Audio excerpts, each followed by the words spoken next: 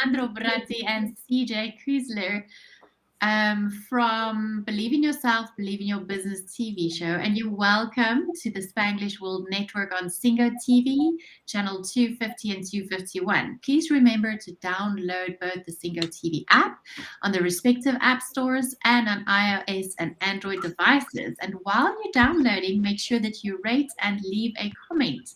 The app is free, and Singo TV is also available on Google Chromecast, Amazon Fire and Fire Sticks, Roku and Roku Sticks, and on all smart TVs 2016 forward. And today we have Todd with us. Welcome, Todd.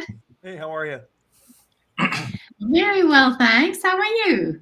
I am not complaining. I'm having a great week so far. That's amazing. That's amazing. So, Todd, thank you for connecting with us and sharing your wisdom. I know that this is going to be very, very fun. We had already a conversation before to know a little bit more each other, and this is an amazing way to be helping others to understand how they can do more. And that's something that I love, exactly what you were saying, like more is possible, and that's what we want to share with people here. So we always start this program saying the believing yourself, understanding who was told before you started to believe in yourself, who you were before you really understood, okay, I am somebody, I know that I am somebody. And what happened, before you in the process from understanding who you were to understanding how you become the person that you are right now, because you have done really amazing things that I that I really enjoy. So tell me a little bit about that.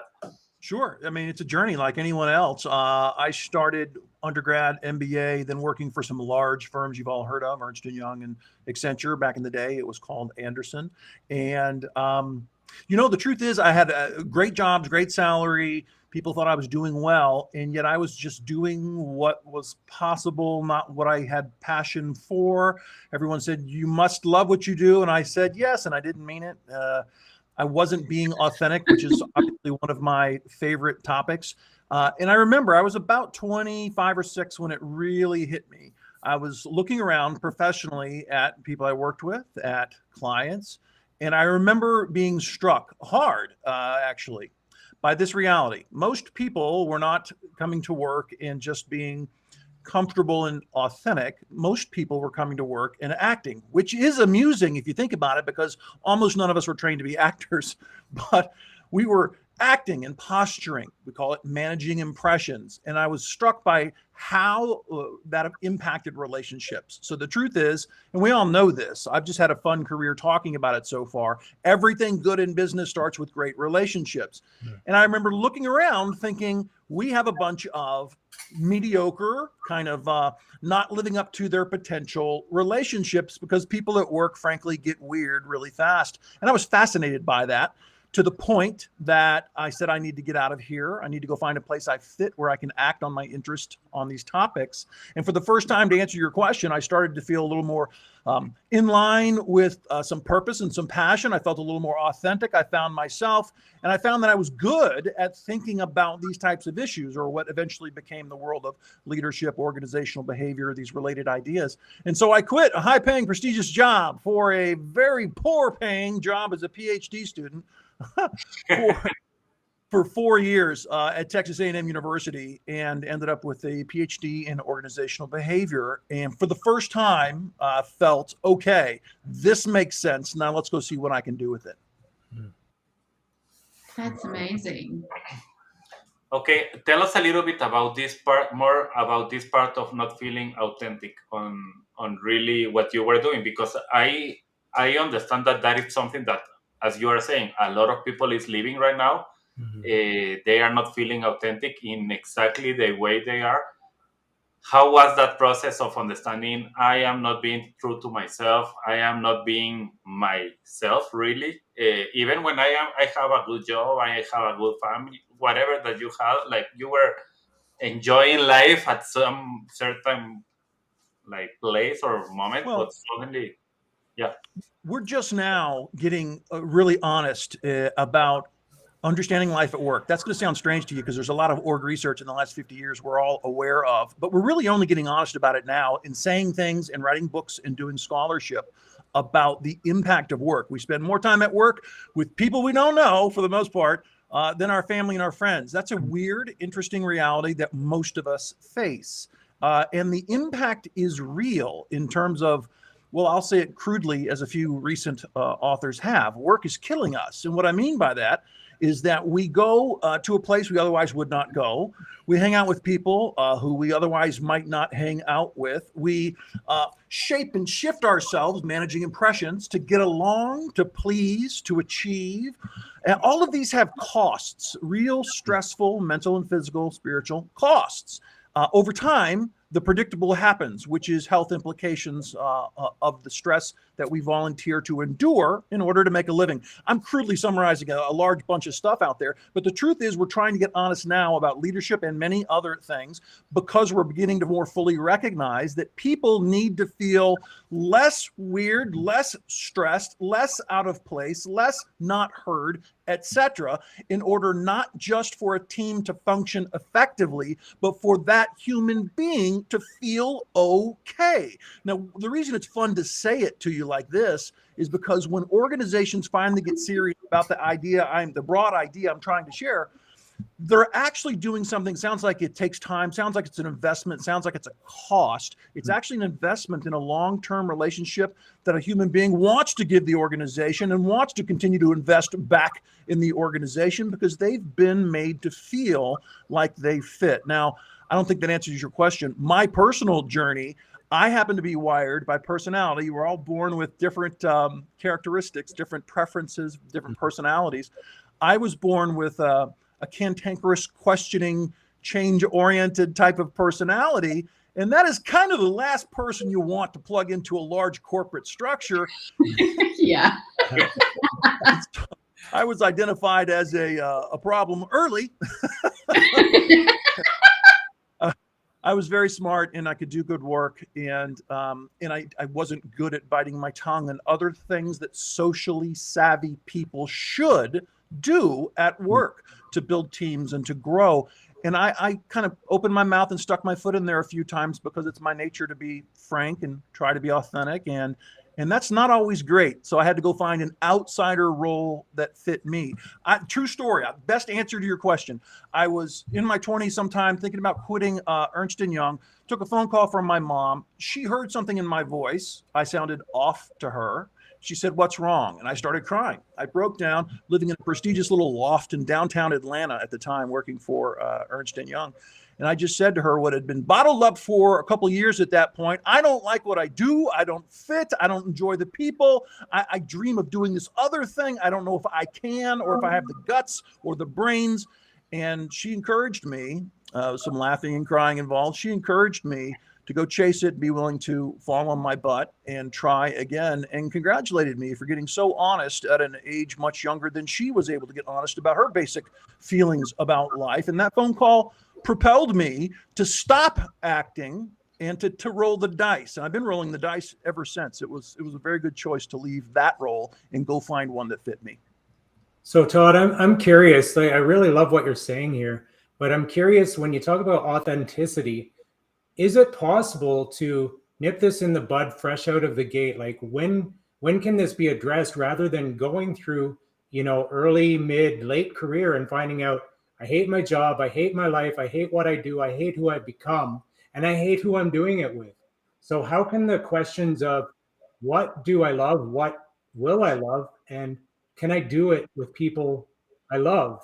When can those questions be addressed? Like, how would you approach that coming out of the gate, whether that's pre-college or post, studies? Where and how would you address that?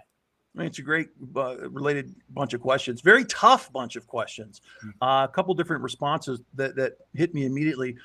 One is for all the mid and late career people who wake up and go, I can't do it anymore. I've been lying for so long. I've met many of them, given my role as a thinker, speaker, cantankerous person. And there's very difficult choices at that point, because there are obvious risks involved, and most of those people have taken on liabilities in the forms of families and debts and so on. And to them, and this is not going to sound slick, you get a lot of people, I'm sure, on your show that are slick. I'm just blunt. There's a difference. And you have to ask yourself what your tolerance for risk is. And I'll pick on me, not bragging, just being honest. I was 42 years old. I was a tenured professor at a great school, had a job for life, a nice fat job, 6 figures for life. And I quit that and let go and went to no paycheck to work for myself almost 10 years ago now. And at the time I had 2 kids in elementary school. Wow. And that's the definition of risk as far as I'm concerned. So you got to ask yourself, how much do you want to risk? And then you just evaluate yourself, your tolerance for risk. You talk to your wife, you look at your financial reality, you have an escape plan. Can I invest 2 years or some legit targeted plan into this thing that I'm going to define well before I ever jump into it? So that's the brutal thing the older people have to do before they move. The easier, but not easy path is for young people to get serious about these questions, which is hard for them. And that's the role of us trying to help them and help them think and coaching them. The first third of the career, you got to experiment within role. You got to experiment by jumping roles. You got to experiment by changing orgs. Just 20, 30 years ago, everyone who looked older, they would say, you know what, these kids today are hopping jobs and it's crazy. We don't want to hire these job hoppers. That's changed radically. We now know it's normal for a variety of reasons for people to have 10 and 20 jobs over a career. And I'm here to say that there's a massive upside to that. Downside might be real as well, but there's an upside to that for the person who asks questions, finds mentors, and keeps their eyes open. You have a chance to accelerate your path to finding quote unquote fit faster than people in my generation did. And that's a massive gift that you've been giving. The question is, are you paying attention or not as you make those transitions, or are you just chasing a few bucks and wasting the learning opportunity? Yeah. Very interesting. So how would you approach, say young people coming out of the gate that would be looking for these opportunities, looking for mentors or looking for someone to invest in them, to speak in them? And how would you speak to a mentor, say someone in our role, in our position, that would be looking for young people that we can speak into, to kind of direct and add kind of some wisdom, hopefully that we have some. Sure. Well, I give this advice to youngsters. Getting old's weird because youngsters is a very real thing for me now.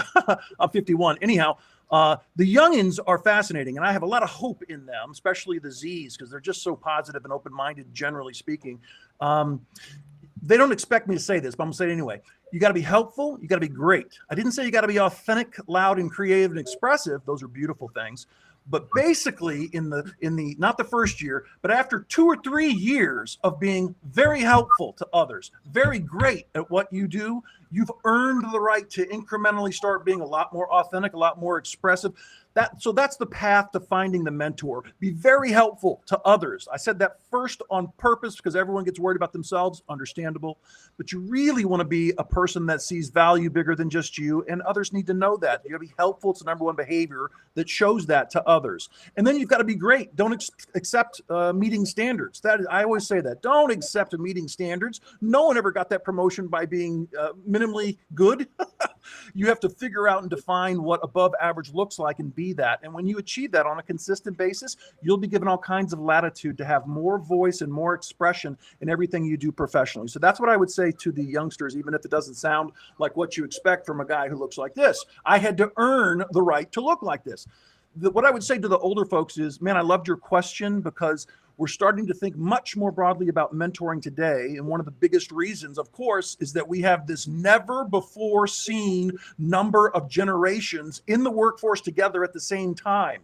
It's quite crazy. So one of the biggest pieces of advice for mid-career, late career people is if you're serious, if you're still all about continuous learning and growth until you're done, which is a bunch of us, then you need some people who are less experienced and way younger than you on your personal board of directors or as a mentor, as a colleague you check in with and listen to like a mentor, because they're going to help you understand things that are, says the 51-year-old, a little different in their generation than ours, because real change never happens unless it's across levels and across generations, which means you need people in your ear helping you learn what life is like for them and stop doing so much what older folks often do, which is explaining things about what they think, what they need, what they like. Got to really get down with those young people if we're going to be interesting in the latter part of our careers. Amazing. Mm. And then previously you spoke about when you quit your job, you started moving more into your purpose. What exactly is your purpose and how did you find that? I'm very lucky, so this might not enlighten anyone, but I was born inquisitive. I was born with the use of words way above average. It's not like I trained to be a speaker, for example. One of my favorite parts of my career, I came out doing that fairly high level. So what I realized was that teaching in some form would take and allow me to use my curiosity and my ability to communicate in a way that people understand and maybe make a living at it. That's where the idea of being a professor came from. And then standing in the classroom for so many years, I taught MBA students for about 10 years, talking to graduate students for 10 years, and increasingly on the outside, training and consulting and speaking, I realized that my communication skill really did translate. I don't know exactly why, but it translates very effectively across a lot of different types of people. So I wanted to amplify that, which made me then get very open to, getting into online courses and things that have come to define my career now. So where did I find passion? I figured out that I had curiosity and an ability to influence positively other people, and I figured out how to get paid for that. Amazing. Quick question, Todd. Let's go back to the part that you were 4 years doing the PhD, and you were like at the same time thinking like, okay, I am being authentic to myself, but at the same time you were not gaining the money that you were gaining and you were used to be gaining. You were at the end like suffering in some way. Okay, I am myself here, but at the same time, I don't have the lifestyle that I was supposed or used to be having. So, how was that process during those 4 years, and how you were thinking, and how you succeed even by, okay, let's do it 1 year after the next one, you know? Well, I mean, everyone's turned on by different things. What motivates one is different than what motivates the next Yeah. person. Money for me, I didn't care about money, still don't care a whole bunch about it. Didn't make any serious money until my late 40s. I made professor money, which is great, but it's not serious. And I never thought much about it. So the idea of letting go of the prestige of Ernst & Young and a good, decent salary for a young 20-something and going broke, or not broke, I think I made like 18,000 US per year as a PhD student, which is pretty much broke. Yeah. And I did that for 4 years, and it did not hurt me the way it often hurts people to adjust like that. So I downgraded apartments, got rid of debts, didn't buy anything I didn't need, got free movies from the library, ate simply, all those things. And it did not affect me because what motivates me and drives me is much more intellectual. And the fact that I could go to an office every day and dive into dorky scholarly stuff that I found interesting and not have to act like I thought the issues we were talking about were interesting was an amazing relief for me. Now, I won't lie, getting a PhD at a good school is beyond stressful. That's true. But the fit was very, very high for the first time. And that's why I felt like the stress was worth it and I was in the right place. Wow. And quick question, at that moment you had already your 2 kids, right? No, I started, I had a child come at the very end. Okay. Yeah, because sometimes that is also another thing. It's like a third party, like creating a stress, a different stress, I got to tell you, though, this is off topic, but I'm going to tell you anyway. One of my favorite stories ever is a colleague when I was a doctoral student. Her name, I won't tell you. Anyhow, she was a single mother of 3 elementary school aged children. 3.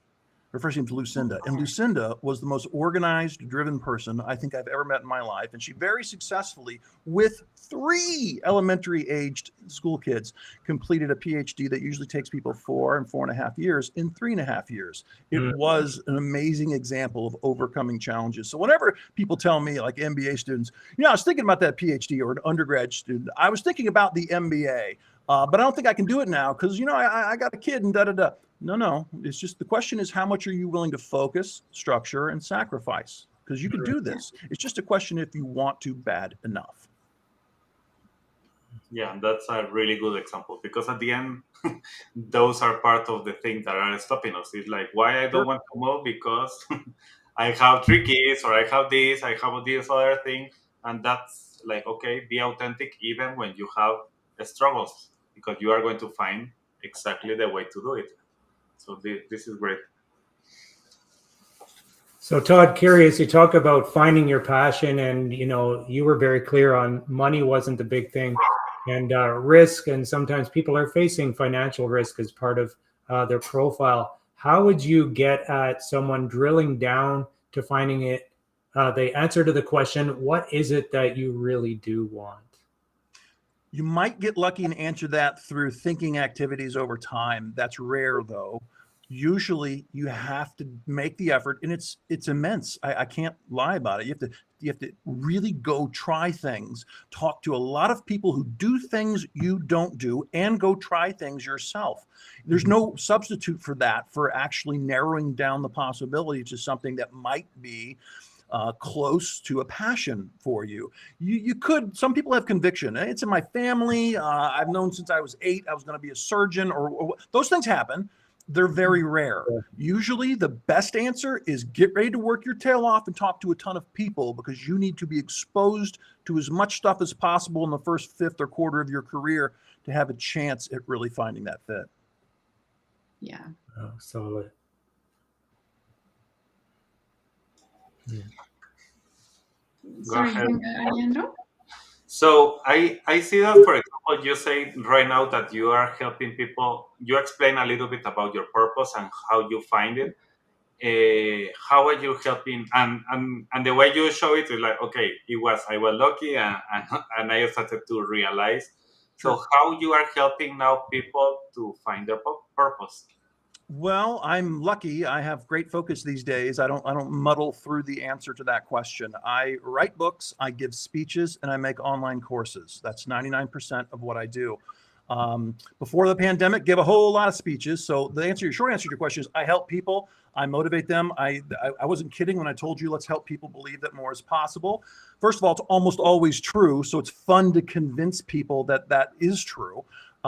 So on stage, all over the world at different times, almost got stuck in Australia when they closed the country for the pandemic. I was speaking in Sydney. But it's great fun. I use stories that are personal, very frank, the way we're speaking right now, and emotional. And if you haven't ever seen me sling a story, there's plenty on YouTube. I love doing that because most people hear, and I say this with respect, they hear expert but boring speakers at events. And I'm grateful to say, for reasons I'm not sure, I'm anything but boring. So people always appreciate that right off the bat, and that makes them much more emotionally interested in listening to you. I love speaking, and then I write. I've got my next book coming out next April. I'm very excited. It's called Dancing with Monsters, and it's a fable. Are you guys familiar with like Who Moved My Cheese and those books from back in the day? Yes. I don't know why, but I've always been intrigued by them. And so I rolled the dice, and about the time I said, I'm going to do this, I've got an idea for one that would be useful. A gig I did led me to a publisher who was very interested. And I'm working with this great publisher for the first time ever, traditional publishing, for this book, Dancing with Monsters. It'll be out in April. I'm very excited. And then actually the biggest part of my life for the last 5+ years has been online courses, most of them with LinkedIn Learning, some with Udemy. And again, I'm very, very good at it, but I'm lucky as well because looking into a camera, doing a lot of scripting on a topic that matters before, and then looking into a camera and sharing that knowledge, to me sounded like, I can't believe someone would pay you for this 10 years ago. It turns out, as you all know, it's a rapidly growing little segment of education in general. And I've been very lucky to be a part of that with millions and millions of people who've watched my courses. Wow. And there is something that, and I like a lot about what you are doing is, for example, when we started the three of us together creating events and programs and all the things that we are doing, the first thing that we started like doing it normally, and suddenly we started to say like, okay, we want to change a little bit about these events that we're creating, and we want to stop creating events or webinars or programs or whatever. We want to start to give them experiences. And I am curious about that when you are talking about that part of, I don't want to be only giving a speech. I don't want to be only giving an event, but I want to give experience. So what is an experience for you? Because that's exactly that's we are on doing. My website. It's funny you just said that. That's on my website. Don't book me unless you want a real experience. So the short answer is emotions. So I always joke, and it's not a joke, it's serious, that when I do a gig, people laugh, they learn, they cry at almost every gig. Why? Because I'm talking about things that we're talking about, but in a relevant way to the audience. I've got stories about my son and lessons he learned that hurt. And I've got stories from past students and clients about very difficult things they went through that are hilarious sometimes and difficult other times. I've got a story, my oldest story, that I hope I'll never, ever stop telling, about my dad and a lesson that he taught me during his journey with cancer. Cancer took both my parents years ago. And it's emotional. And, you know, I've joked with audiences a lot. I could go to therapy or I could tell you guys a story about my dad. and it's real because so many people in the audience can relate to it, sadly. But that's useful, not a trick, not a ploy. That's useful. That's rapport, that's bonding, that's emotional venting that you allow people to engage that we're very often not feeling allowed to engage. So I'll have people come up after gigs tired from listening, going, I could have listened to that for 5 more hours.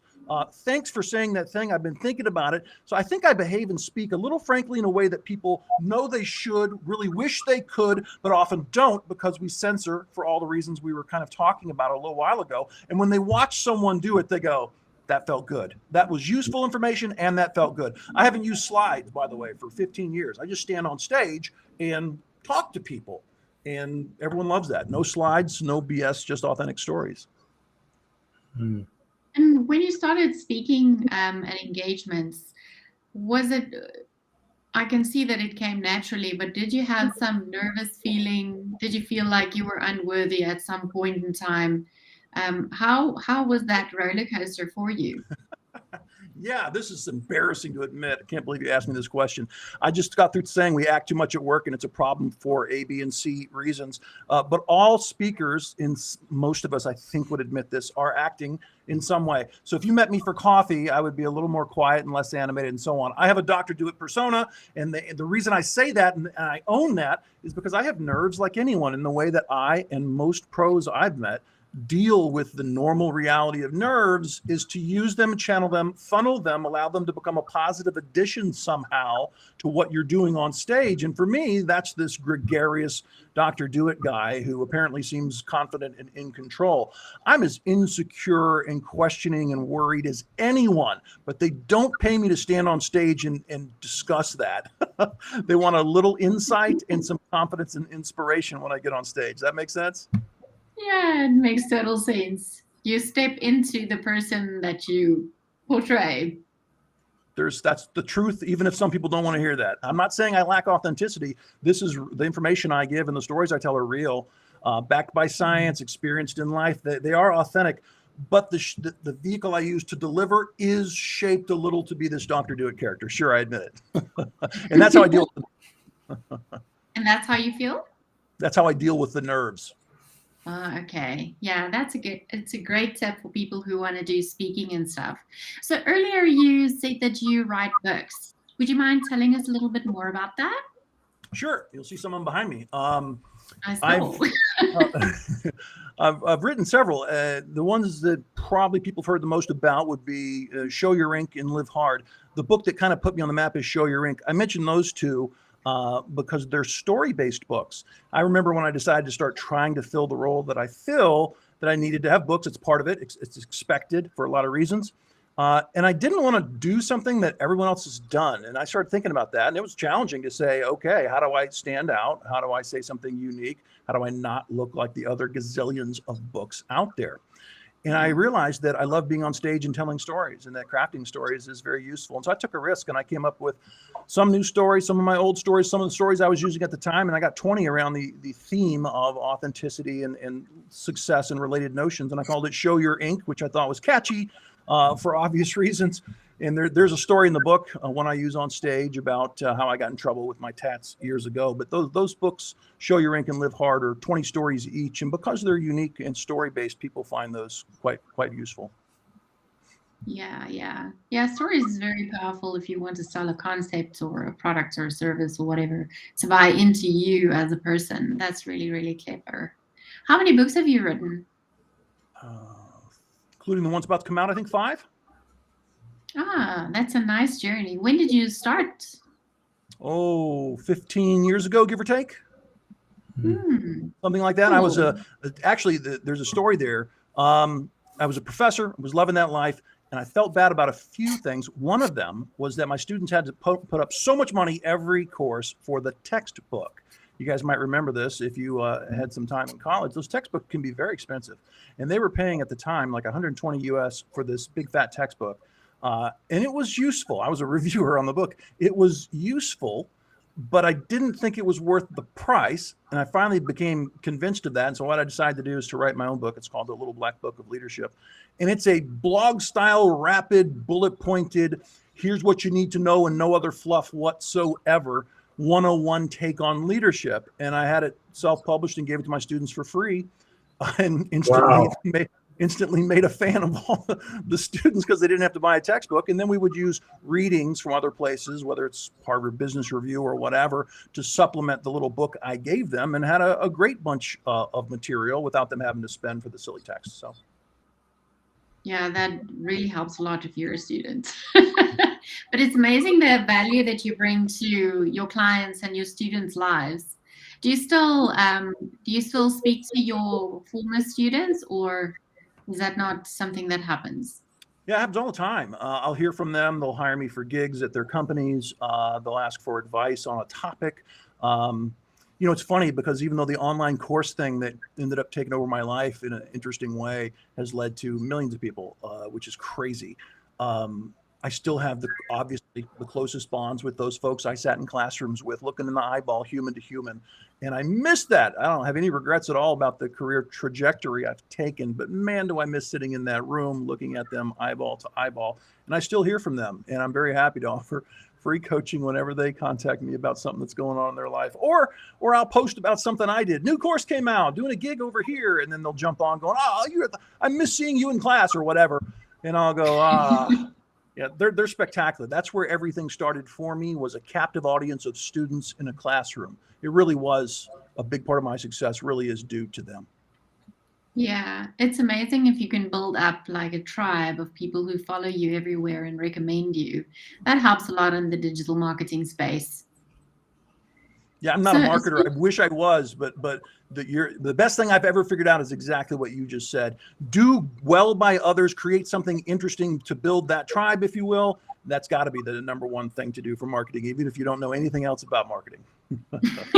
Yeah, no, but it sounds like the value you deliver is really the stuff, it's like all the golden nuggets that you need. So how did you get into digital courses, and what would your advice be to someone who wants to get into the author, speaker, digital courses realm and start earning some bucks? Well, I can tell you my path and try and give some advice. I mean, everyone's path into these things is a little different usually. Mine's kind of funny and embarrassing how I got started. I was a tenured professor sitting in my office one day, and a phone call. There was this person, her name's Jolie Miller. She's amazing. I just adore her. And she's an amazing professional who works for LinkedIn. And she saw some things I did online, wanted to know if I was interested in this online course thing. And I basically said, I'm not really sure if I care about that. Teaching's done in a classroom, person to person. And basically, I agreed to do a sample. I sent it to them. They're like, "Oh yes, you and the camera get along well. We need to do something together." And so we made some courses, and people really enjoyed them. And so we made a ton more. And now I've produced, I think, over 40 courses for LinkedIn that have been seen in 8 languages and 150 plus countries, millions of users. How do you get into that?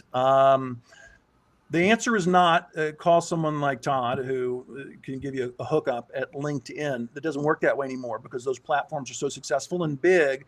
They have teams of people in different ways that go out scouting for talent. But there's always a way you can start. The 2 answers would be YouTube and my favorite other answer, which is Udemy, where I also have some courses I'm starting to publish at Udemy. If you haven't heard of that, it's really interesting. It's a kind of rival, similar-ish model to LinkedIn. And so what I say to people, because I get this question every month, is if you really have expertise, then you need to go look at these libraries and see where you can find gaps. You don't want to publish something that overlaps with the most common thing in the libraries that are out there. Find something unique to your experience that does fill one of those gaps. Script it out as long as you think. You can look at these libraries and tell there's courses from 20 minutes to 5 hours, but most are usually 30 to 2 hours. script it out, and look at one of the YouTube videos on the basics for the lighting and the green screen and the what have you. And for a few $1,000s, you can do a decent camera and sit in front of that camera and go. And then you can upload it. No one can stop you over at Udemy, and no one can stop you at YouTube. You are welcome to do this.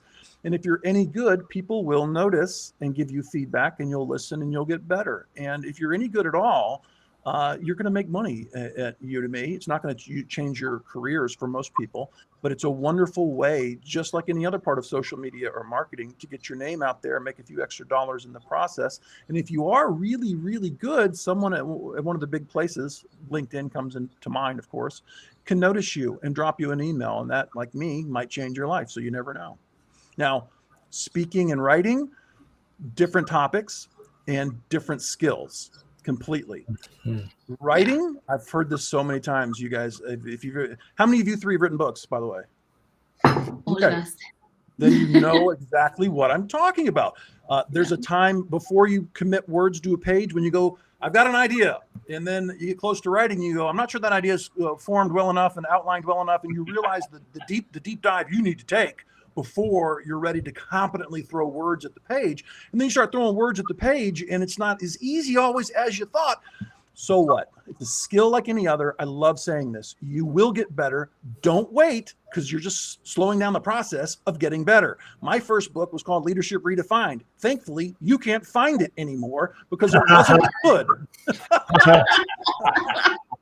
That's the process of learning. So start. There's tons of groups that will support you and help you get that first manuscript written. There's no stigma basically today anymore for self-publishing, so nothing should stop you. Try, because effort number 2 will be better. Effort number 6-ish, where I am, you actually might be pretty good at it, but you got to do the work to get there. Then the last question you kind of threw in there was speaking. This one's tough. You just got to start free. Most of us who are not celebrities, we start free. Local business groups, local churches, local civic groups, local schools, you start free. You have a topic, you practice, you deliver. If people, hey Todd, how will I know when I'm good enough to actually charge someone? It's very easy. You will see a reaction that is tangible, visceral from the audience. You'll see people reacting. You'll see smiles. You'll see all kinds of people wanting to talk to you afterwards. If you're generating that, you might actually have a shot at speaking as a part of your profession. If you're not generating that, then you've got work to do. Go find a coach and dive in to find out how you need to be different or better.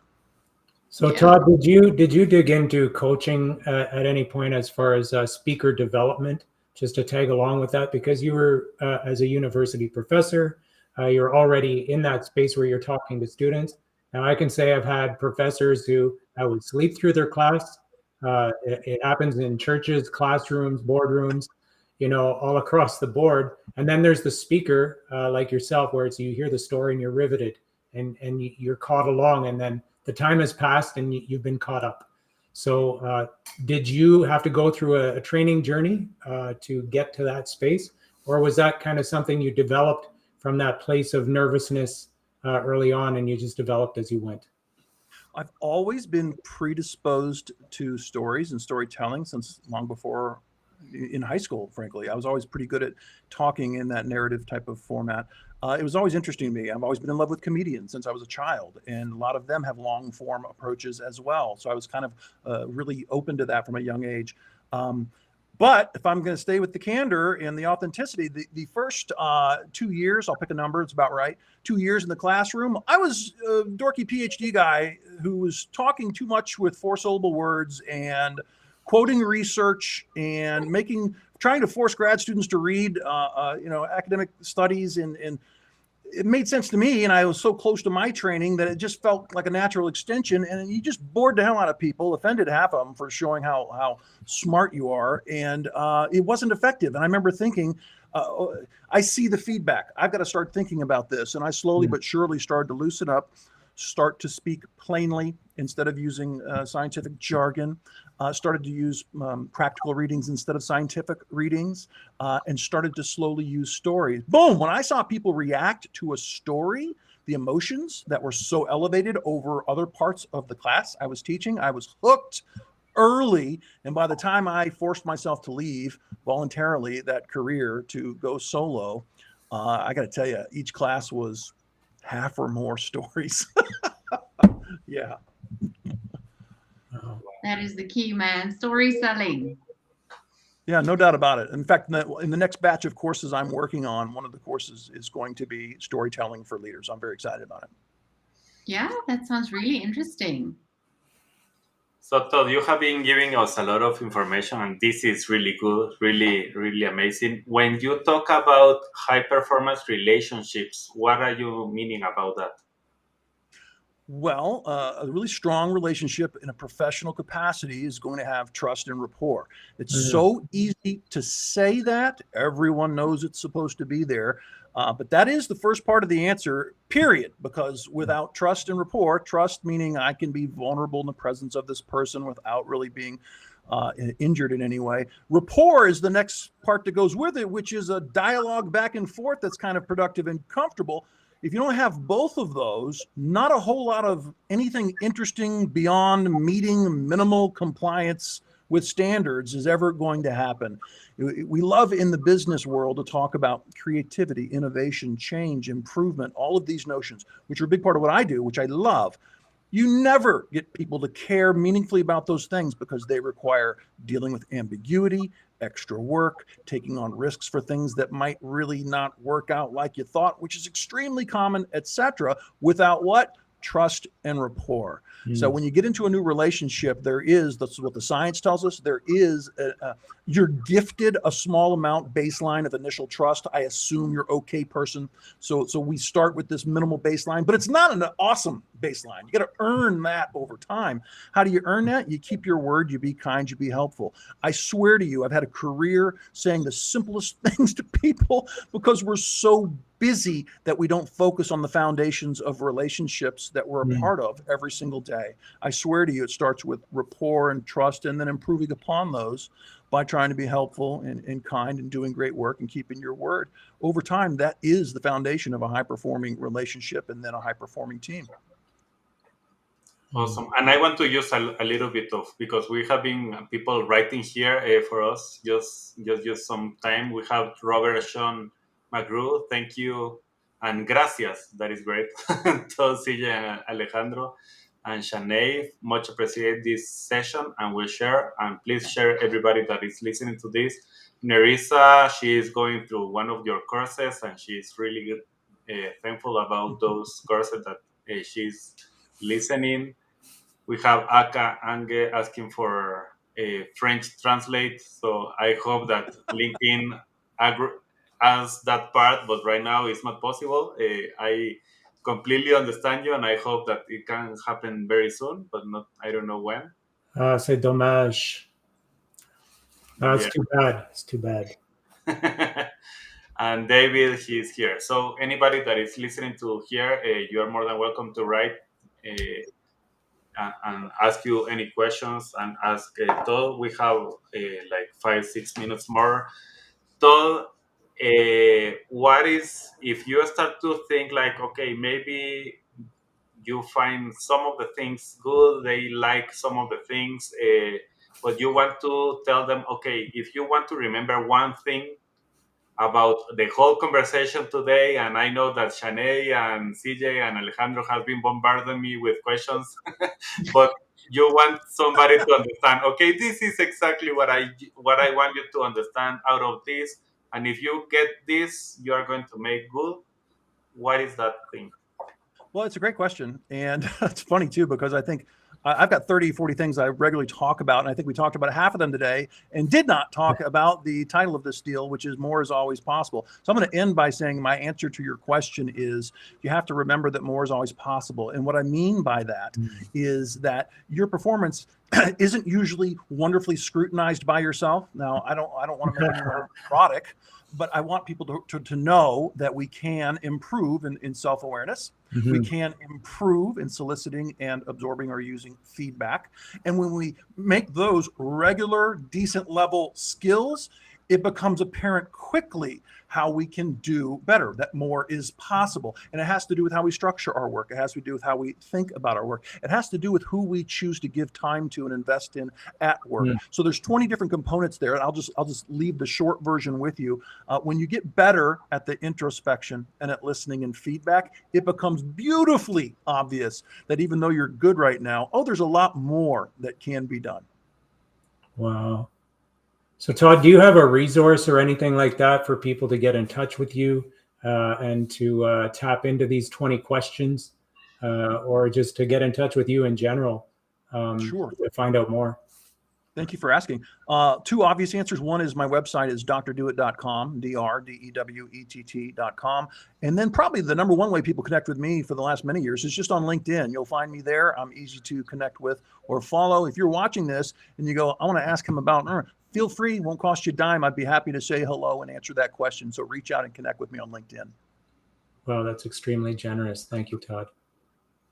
So, and to everyone, just to let you know, we are going to be having a lead generation mastery challenge in 2 weeks. It's going to be in January 13th to 17th. So we are more than happy to continue helping you. It's going to be 1 hour each day. So if you have any questions on how to connect, go to our LinkedIn, and we already have the link there to connect with us and have this experience, because that is exactly what we are going to be doing. It's not a challenge of putting all the theory in front of you and that's it, but it's really to help you to experience the way and understand why some things are better to others, and you can find exactly what are the things that you need to be doing for yourself. So that's exactly what we want to do and help you. You know, Todd, why we are doing this part, and I am telling you this because you know that when you have a passion, something that happens a lot is you start to focus a lot on that passion. And even when I have been working in marketing and in other areas in businesses and helping businesses to improve, when I started to follow my passion, my own passion, I was like so focused on that and on the technical skill of that passion that suddenly I was like, okay, but where is my business? I forgot, and I don't have any business here. So that's the reason we start to help people that has this passion and this purpose that they already find it, to start to understand also how to make a business out of that. And it's not only creating having the passion, because I know that you have the passion to do whatever you have right now, but at the same time, you don't know what to do, or maybe you don't like this area of the business, and that's why you are not there. But if you don't focus a little bit of time on this, this is not going to work, and your passion is going to be, okay, go back to the employment and start to look for another employment and work once again in the lack of authenticity that you may have. So thank you, Todd. This program was really amazing. I really enjoy the time here with you. Shanei or CJ, if you have any other comment to give to Todd, but this was amazing. I really enjoyed it. Yeah, from my side, it is amazing to see you walk in your worth and just beaming that out. You're a true inspiration. We loved having you on the show. Very kind. Very kind. And likewise, Todd, I think I'd wrap up with this one question. As someone's exploring what it means to be authentic, and they're working through what that means, and they're not really sure if they're happy where they are, maybe in their career, maybe even mid-studies, and they're not sure they're excited about their program, how would you say maybe one or two thoughts that would be like, this is how you would explore what it means for you to be authentic? Well, I think you inherently know it. And one metric you can look at in terms of self-analysis is how bad are you fighting to make every day seem okay and acceptable because the fit's not there. And if you find yourself working really hard to convince yourself and everyone else that this makes sense, what you're doing, what you're saying, how you're looking, how you're acting, that means you're not in the right place. And I would just encourage them to believe and to see that there is a future place where they don't have to struggle nearly as much to just be who they naturally are. That will take work to find it, but that's the goal. Amazing. Thank you so much, Todd. Hey, my pleasure so much. I'm so glad I could be with you guys today. Okay, thank you, Todd, and thank you everyone that was here today and even commenting or saying anything. And if you have any questions about anything, just reach to us. Believe in yourself, believe in your business. That is our mantra. That's exactly what we're saying all the time. It's like you need to start with believing in yourself, and then all the other things are going to start to be in place. So thank you, Todd. Thank you everyone for being here. This show can be also heard on the Spanglish Radio Network. Please check out SpanglishWorld.ca for all the news and programming. Spanglish World, watch it, hear it, read it, download it, and leave it. Thank you all. See you. See ya.